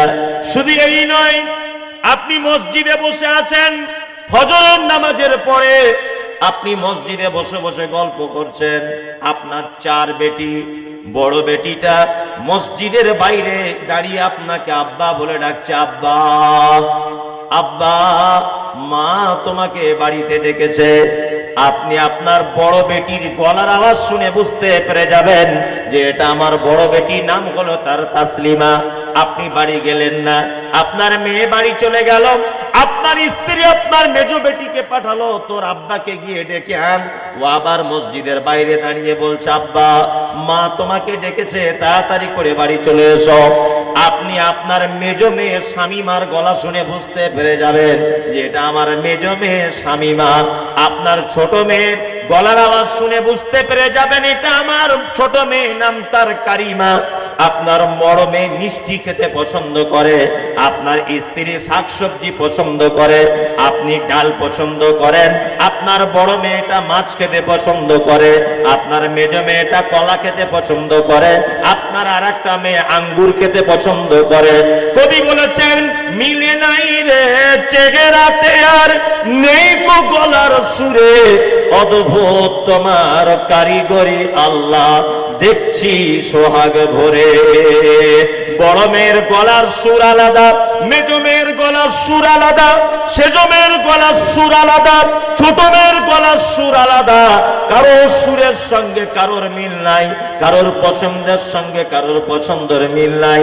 আল্লাহ তাআলা বলেন বান্দারে আমার সৃষ্টিতে অনু পরিমাণ কোন ভুল দেখতে পাবি না।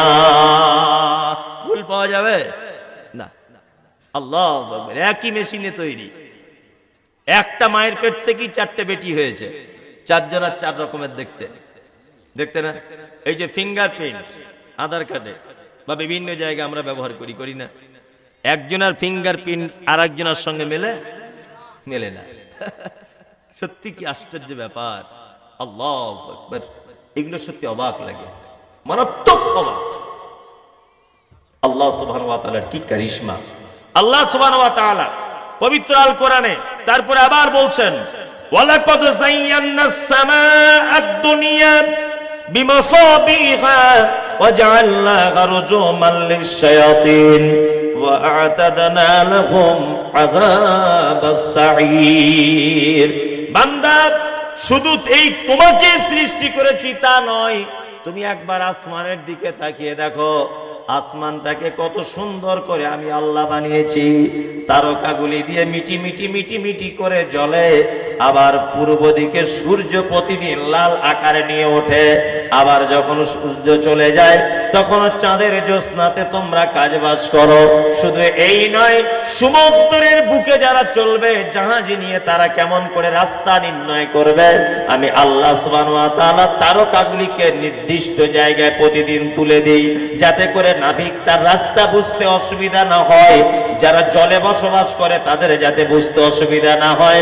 আমি আল্লাহ সুবহানাহু ওয়া তাআলা দুনিয়ার আসমানটাকে এইভাবে সাজিয়ে দিয়েছি। আল্লাহ তাআলা বলছেন এগুলো। আর আল্লাহ সুবহানাহু ওয়া তাআলা বলছেন শুধু তারকা সৃষ্টি করেছি এ নয়, ওয়া আতাদনা লাহুম আযাবাস সাঈর। এই তারকার মাধ্যমে আমি আল্লাহ শয়তানকে মারি। ফাঁকা মাঠে ঘাটে দেখতে পাওয়া যায় না যে উপর থেকে কি খসে পড়ছে আলো মতো? পড়ে না? পড়ে। আমরা কি বলি? যে তারা খসে পড়ছে, উল্কাপাত হচ্ছে, যা বলি না? ঘটনাটা না, আল্লাহ তাআলা পবিত্র আল কোরআনে বলেছেন ওয়া আতাদনা লাহুম আযাবাস সাঈর। এইগুলো আমি শয়তানকে মারার জন্য, ওয়াজআলনাকা রুজুমান লিশ-শায়াতিন, শয়তানকে মারার জন্য একটা অস্ত্র বানিয়েছি। ওয়া আতাদনা লাহুম আযাবাস সাঈর। আর যারা এগুলো অস্বীকার করবে তাদের জন্য রয়েছে আযাব সাঈর নামক জাহান্নাম। আল্লাহ তাআলা বলছেন ওয়ালিল্লাযীনা কাফারু বিরাব্বিহিম আযাবু জাহান্নাম ওয়া বিইসাল মাসীর।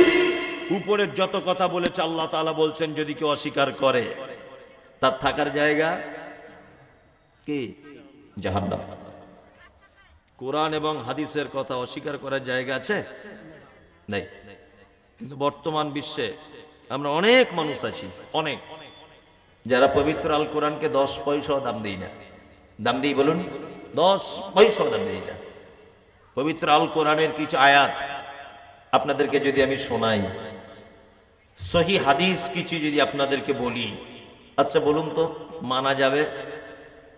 আল্লাহ তাআলা বলছেন যারা না মানবে, ওয়ালিল্লাযীনা কাফারু, যারা অস্বীকার করবে, বিরাব্বিহিম আযাবু জাহান্নাম ওয়া বিইসাল মাসীর, তার রবের কথাবার্তা, তার রবের নিদর্শনাবলী যারা অস্বীকার করবে তাদের জন্য রয়েছে কি? জাহান্নাম। এইবার আপনাদের সাথে আমার কয়েকটা কথা পবিত্র আল কোরআনের অন্যাত্তরে কিছু আয়াত আপনাদের সামনে বলি, আর হাদিস থেকে দুটো একটা হাদিস আপনাদের সামনে তেলাওয়াত করি বা বলি। ইনশাআল্লাহ হাদিস এবং কোরআন আমরা মেনে নিব ইনশাআল্লাহ।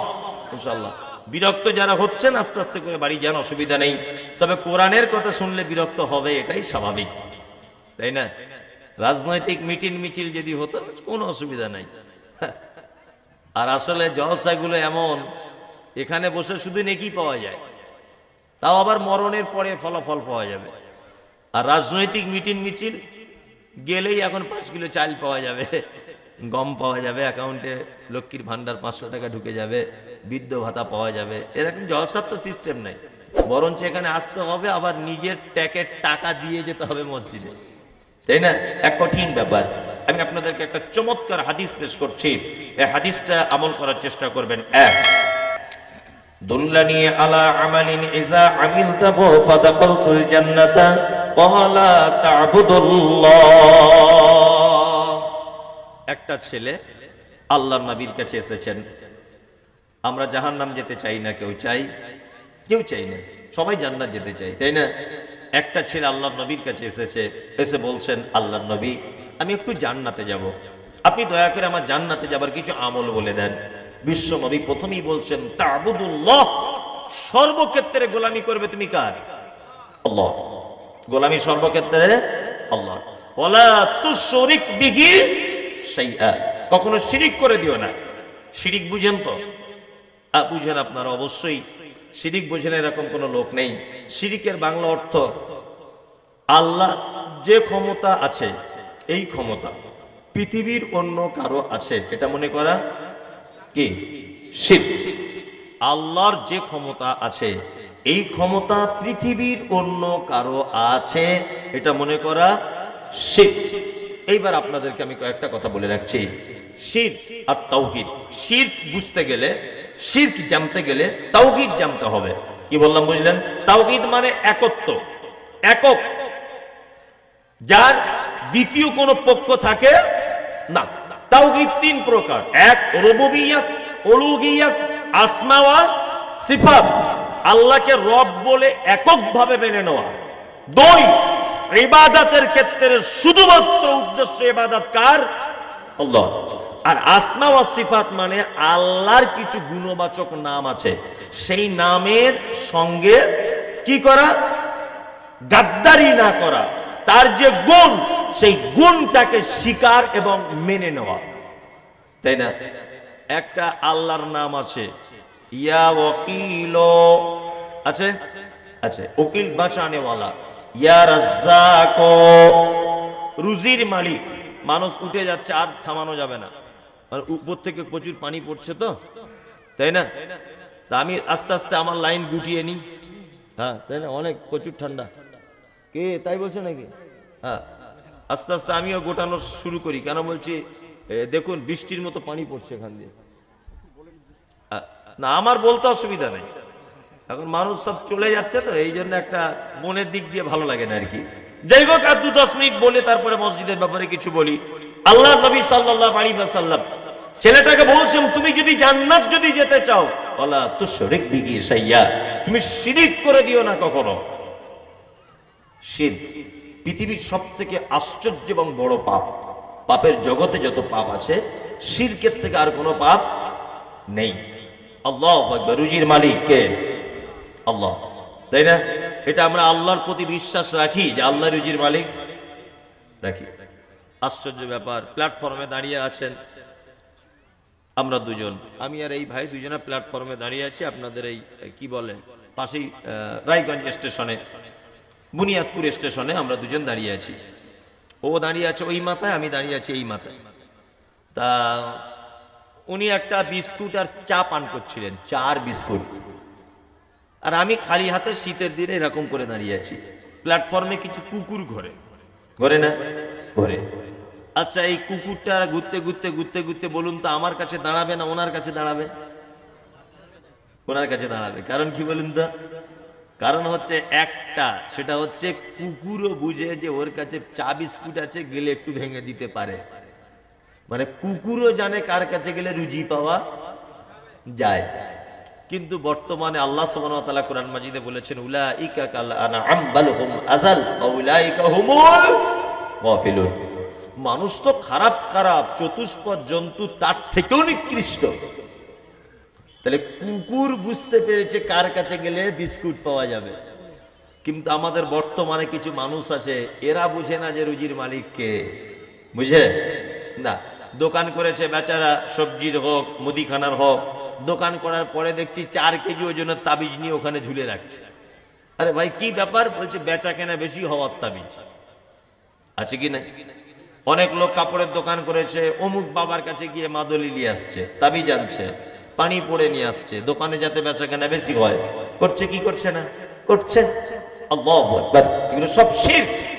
লাল সুতো, কালো সুতো, ধাগা বাঁধা, গাছ বাঁধা, যত রকমের আছে সব শিরক। ইদানিং আমাদের বাড়ির মেয়ের একটা কাজ করছে, আপনাদের এখানে করে কি জানি না। ওই বাচ্চা কাচ্চাদের বাইরে বার করার আগে দেখবেন এই হাঁড়ির তলার কালি নিয়ে, সরষের তেল নিয়ে এরকম করে টিপ দিয়ে দিচ্ছে, দেখেছেন তাই না? বড় বড় টিপ, বড় বড়। জিজ্ঞেস করছে খালা টিপ দিলে কেন? বলছে নজর লেগে যাবে, তাছাড়া শিরক, চলবে না। চুলোর কালি তোমার বেটাকে কোনো উপকার করতে পারে? পারে? পারে না। যুবক ছেলে 4-5টা হাতে আংটি পরে ঘুরছে, যে কি জন্য পড়েছ? বলছে এটা আমার বউ কথা শোনে না তাই, এটা রাতে বিছানায় ভয় লাগে, এটা ঘন ঘন পেচ্ছাপ হয়, আর এটা অন্য ব্যাপার বলা যাবে না, গোপন ব্যাপার। 4টে আংটি, 4 রকমের পাথর, 4 রকমের কাজ, এসব করছে না মানুষ। হযরত ওমরের নাম শুনেছেন? বিখ্যাত মানুষ না হযরত ওমর? বিখ্যাত। জান্নাত থেকে একটা পাথর এসেছিল পৃথিবীতে, তার নাম হাজির আসওয়াদ।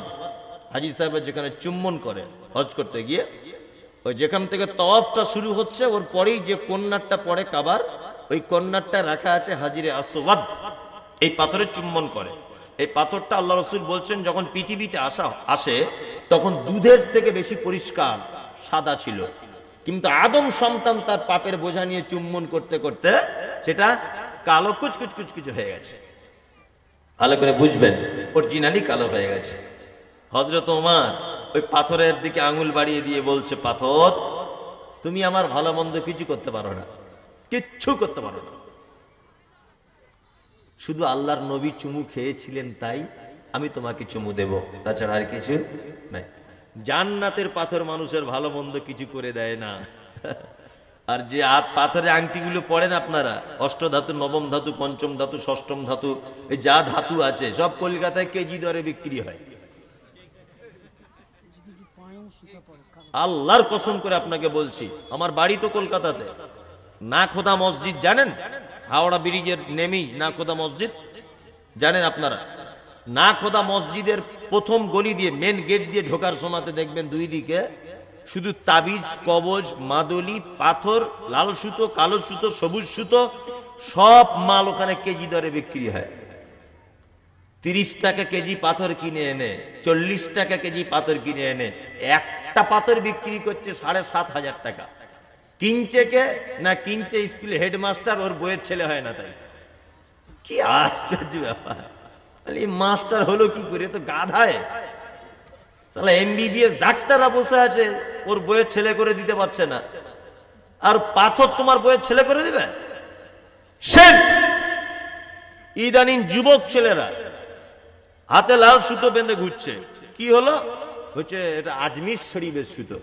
তোমার আজমির শরীফে 12:30 বাজে। আজমির শরীফে কি ঝুট মিল আছে নাকি? সুতো তৈরি হয় ওখানে। হুগলি জেলার ঝুট মিলে তৈরি হয়, কুকুরে পেচ্ছাপ করে তোমার এতে সুতোতে, আর ওই তোমার উপকার করবে? 10 পয়সাও তোমার সুতোর দাম নেই। কি বললাম বুঝলেন? মায়েরা যারা আছেন, বাচ্চাদের নজর লাগবে না বলে টিপ টিপ দিচ্ছেন, কালো টিপ, সব শিরক। একদম এর থেকে দূরে থাকবেন। আর বিশেষ করে এই ব্যাপারে বেশি বাড়াবাড়ি করে শাশুড়িরা। বৌমা তো অল্প বয়সের মেয়ে, বুঝে না। বাচ্চাটাকে নিয়ে একটু ফাঁকে বার হয়েছে বৌমা রোদ দূরে, তা শাশুড়ি বলছে তাড়াতাড়ি ঘরের ভিতরে ঢুকে পড়, নজর লেগে যাবে। কেন নজর লাগবে? কেন বলছে? নজর লাগবে না যদি এখানে একটা টিপ পরিয়ে দাও। 4 দিকে 4টে টিপ দিয়ে দিল, বড় বড়, বুঝলেন তো? মানে মানুষ দেখে মনে হচ্ছে অন্য কোনো প্রাণী। আল্লাহ তুমি এই সমস্ত মেয়েদেরকে হেফাজত করো, আমিন। লাল সুতো, কালো সুতো, তাবিজ, ধাগা, গাছ ইত্যাদি।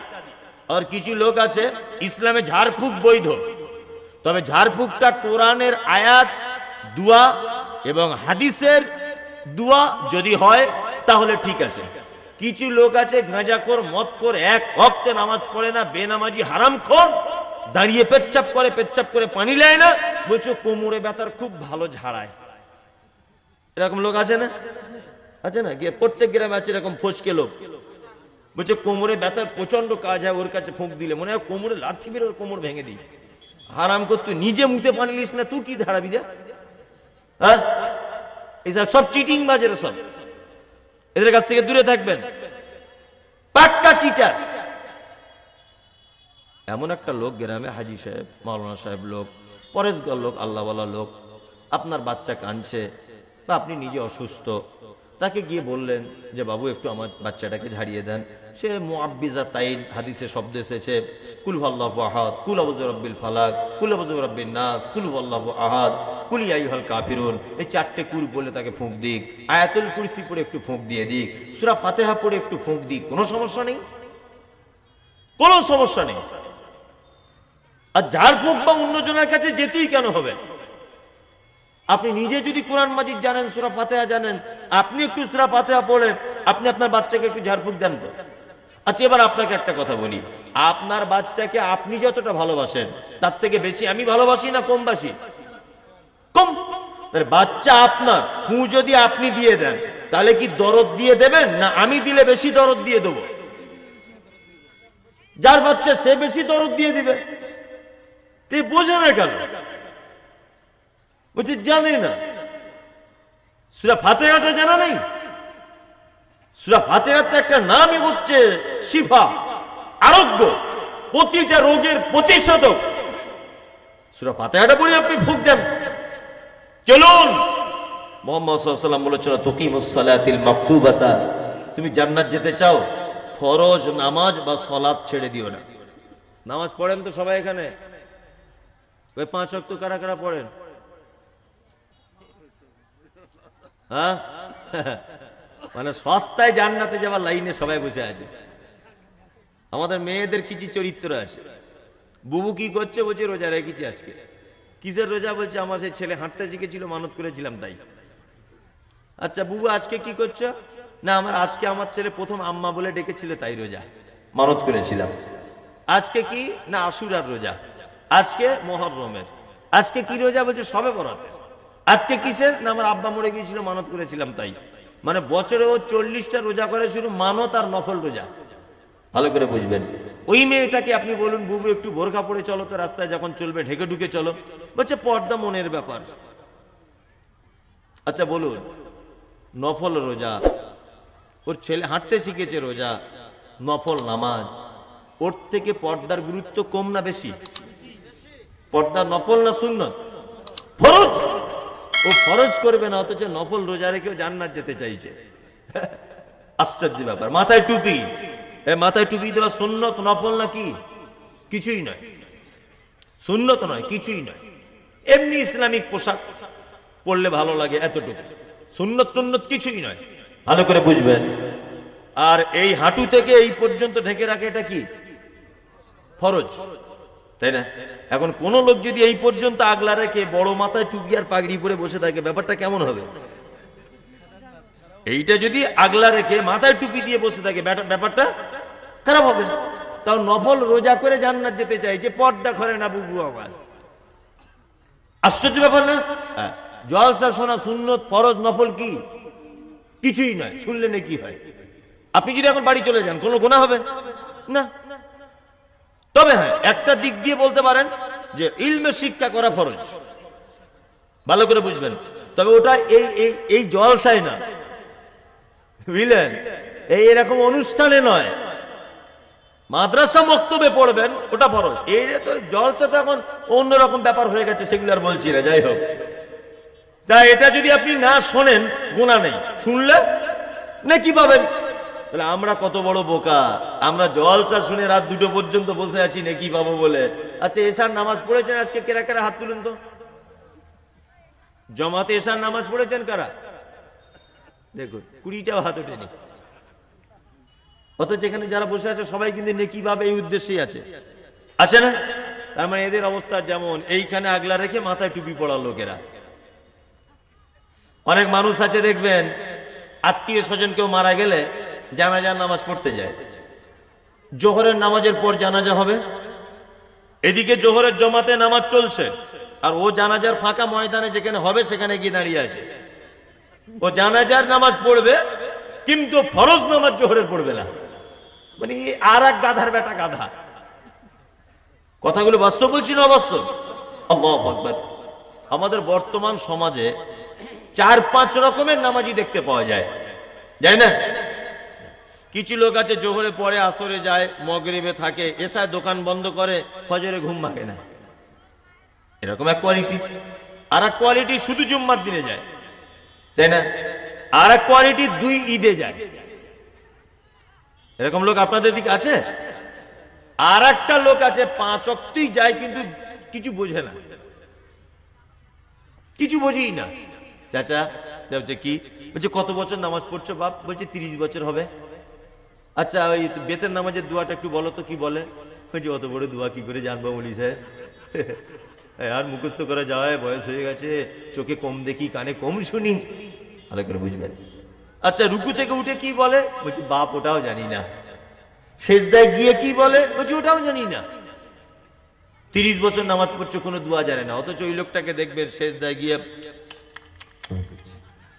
রুকুতে গিয়ে ঠোঁট নাড়ছে, নাড়ছে না?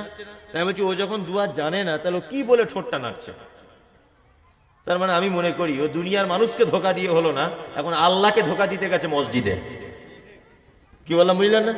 আশ্চর্য ব্যাপার, তোমার 50-60 বছর কবরে পা ঢুকে গেল, আর কবে দোয়া শিখবে নামাজে? ও বলছে আমার দোয়া মুখস্থ হয় না মৌলভী সাহেব। 2 টাকা কম দিয়ে দেখুন, ও ঠিক বুঝতে পেরে যাবে। চোখে কম দেখে বলছো তো, 2 টাকা কম দেন কোনো ব্যাপারে, ঠিক বুঝতে পেরে যাবে। বর্ষার দিনে নিজের জমির কি করে বাড়াতে হয়, পরের জমির আল কেটে, এই বুদ্ধি ওর আছে। ও শুধু নামাজের বুদ্ধি নাই। শুনুন একটা কথা বলি, আল্লাহ সুবহানাহু ওয়া তাআলা পবিত্র আল কোরআনে বলছেন, মা সালাকাকুম ফি সাকার ক্বালু লাম নাকু মিনাল মুসাল্লিন। একজন সাকার নামক জাহান্নামীকে জিজ্ঞাসা করা হবে, তুমি কেন জাহান্নামে এসেছো? ও তখন বলবে ক্বালু লাম নাকু মিনাল মুসাল্লিন, আমার সব ভালো কাজ ছিল, আমি শুধু নামাজ পড়ি নাই। তার মানে বেনামাজি মারা গেলে তার থাকার জায়গা কোথায়? জাহান্নাম। কত কঠিন ব্যাপার। আর আপনি নামাজ পড়বেন কবে? আজকে ফিলিস্তিনে মসজিদ ভেঙে দিচ্ছে, আজকে ত্রিপুরাতে মসজিদে আগুন লাগিয়ে দেওয়া হচ্ছে, ভারতবর্ষের অনেক মসজিদে প্রকাশ্যভাবে আজান নিষিদ্ধ, ঠিক বলছি না? সারা পৃথিবীতে যখন মসজিদ ভেঙে দেওয়ার আন্দোলন চলছে, আপনার নিজের দেশ দেখে আপনি শিখলেন না? ঐতিহ্যবাহী মসজিদ, বাবরি মসজিদ ভেঙে দিয়েছে, দেখতে পাননি? সারা পৃথিবী যখন তোলপাড়, মসজিদ ভেঙে দিতে হবে, মসজিদ ভেঙে দিতে হবে, মুসলিম যুবক তুমি তখন আজান হলে বাড়িতে বসে থাকো, এটা তোমার জন্য লজ্জা? লজ্জা নাই? লজ্জা। মসজিদ ভেঙে দেওয়ার যেখানে আন্দোলন চলছে সেখানে তুমি নামাজ পড়ো না। মেয়েরা নামাজ পড়ছেন তো সব? শুধু এই মানে বাড়িতে বসে থাকলে টিকটক ভিডিও দেখে সময় কাটালে হবে না, নামাজ পড়তে হবে। মায়েরা যারা আছেন, আমাদের নবী মুহাম্মদ সাল্লাল্লাহু আলাইহি ওয়াসাল্লাম তিনি বলেছেন, মেয়েদের ব্যাপারে একটা হাদিস বলে দিচ্ছি, শুনে নেন মায়েরা। একজন মহিলার ভিতরে যদি 4টে গুণ যদি থাকে, সে জান্নাত চলে যাবে। কটা গুণ? 4টা। 1 আল মারাতু ইজা সাল্লাত খামসাহা, 5 ওয়াক্ত। প্রথমেই আল্লাহর নবী বলছেন 5 ওয়াক্ত নামাজ লাগবে। কি বললাম বুঝলেন? মায়েরা যারা বসে আছেন, 5 ওয়াক্ত নামাজ পড়বেন। 1 মাসে কতদিন পড়বেন? কেউ পড়বে 23 দিন, কেউ পড়বে 27 দিন, কেউ পড়বে 25 দিন, বাকি দিনগুলো তার ছুটি। আপনি ইশারায় বুঝে নেন। আমাদের পাড়া গ্রামের মেয়েরা অনেক জিনিস আছে বোঝে না, যেগুলো বলে দিই। একটা মেয়ের যদি ঋতু হয়, সে যদি অসুস্থ হয়ে পড়ে, দেখবেন 7 দিন 10 দিনের আগে সে গোসল করে না। এটা মেয়ে ছেলেদের একটা হাদিস আছে যে 10 দিন পরে মাথায় সাবান টাবান দিয়ে শ্যাম্পু টেম্পু করে তবে গোসল করতে হয়, তবে নামাজ পড়তে হয়। না বোন, আপনি ভুল করছেন। আপনি যদি মনে করেন 3 দিনের মাথাতে আপনার শরীর সুস্থ আর ওখান থেকে কোনো অসুখ দেখা দিচ্ছে না, জোহরের সময় যদি এটা আপনি দেখেন আপনি সুস্থ, আপনি মনের দিক দিয়ে যদি কনফার্ম হয়ে যান যে আমার আর শরীর খারাপ হচ্ছে না, আসরের জামাতে নামাজ আপনার ফরজ। মাথায় থাকবে এটা। পুরুষদের বলছি না, মেয়েদের বলছি। আর আপনি আপনার বউকে বাড়ি গিয়ে বলে দিবেন। ওরা অসুখে পড়ে গেলে এগুলো করে, লজ্জার কিছু নয়, বাস্তব এগুলো। অসুস্থ থেকে সুস্থতা হয়েছে, আজকে 5 দিন বলছে 10 দিন না হলে নাকি মাথায় সাবান টাবান দিয়ে গোসল করা যায় না। পাগলি কোথাকারে, তোমার মাথায় গোবর ভরা আছে, তুমি কিছু বুঝো? যখন তুমি সুস্থ হবে তার পরের অক্টে তোমার জন্য ফরজ। চলুন, অসামাত শাহরাহা, 1 মাস রোজা রাখবে, ওয়া আতাত বালাহা, স্বামীর সেবা করবে, ওয়া হাসানাত ফারজাহা, আর লজ্জাস্থানে হেফাজত করবে, ফাতাদখুল মিন আইয়াবুল জান্নাতি সাআত, জান্নাতের যে কোনো দরজা দিয়ে নারী ঢুকে যাবে। মুহাম্মদ সাল্লাল্লাহু আলাইহি ওয়াসাল্লাম এই কথা বলেছেন। আগের হাদিসের একটা শব্দ ছুটে গেছে, সেটা হচ্ছে ওয়াতাহুজ্জাল বাইত। মুহাম্মদ সাল্লাল্লাহু আলাইহি ওয়াসাল্লাম বলেছেন, একটা যুবককে তুমি যদি জান্নাত যেতে চাও, তাহলে তুমি অর্থ যদি তোমার কাছে থাকে, তুমি একবার হজ করে চলে এসো। কি বললাম বুঝলেন? ইনশাআল্লাহ ছোটখাটো আমল যেগুলো বললাম মানার চেষ্টা করবে ইনশাআল্লাহ।